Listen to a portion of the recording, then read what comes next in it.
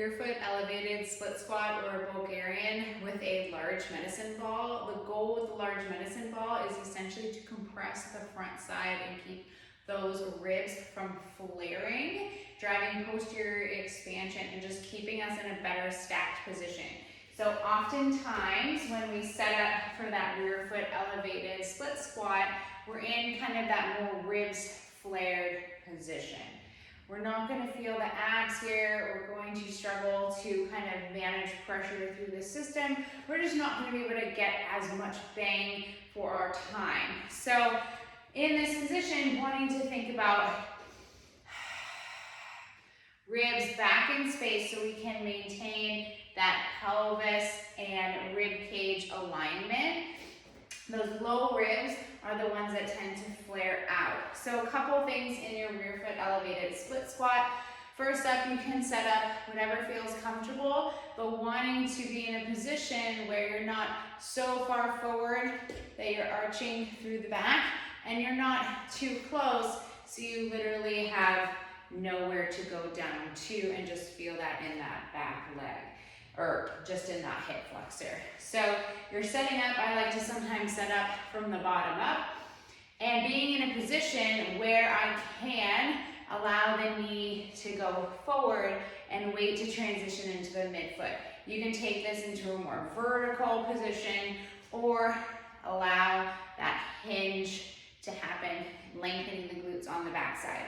Where that medicine ball comes in, you can also use a large pillow, something that essentially holds, in this case, keep those left lower ribs, just because I'm biasing that side in check. So as I go down, I really am keeping the ribs back. I'm gonna add that rotation just so I have enough space to go down. So essentially, I'm kind of rotating and bringing that med ball or pillow over that working stance leg.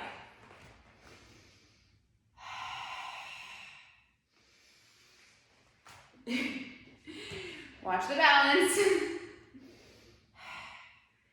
Rotating over. If you have a pillow, you can do the same thing. Obviously, the med ball adds a little bit of load and challenge. Allow that knee to come forward and come up. So this is your rear foot elevated split squat with med ball. Adding that rotation. Couple things to note too. As I'm going into that split squat, I am rotating over the hip. So needing to be also able to get a little bit of that hip shift, right? Otherwise, we're gonna hike that hip as we rotate. It's not gonna feel really good for the low back.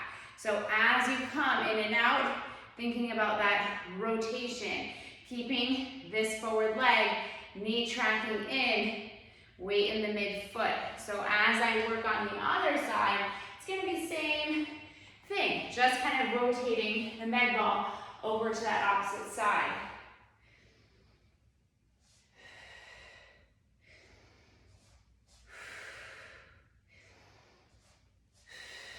Keep those ribs back.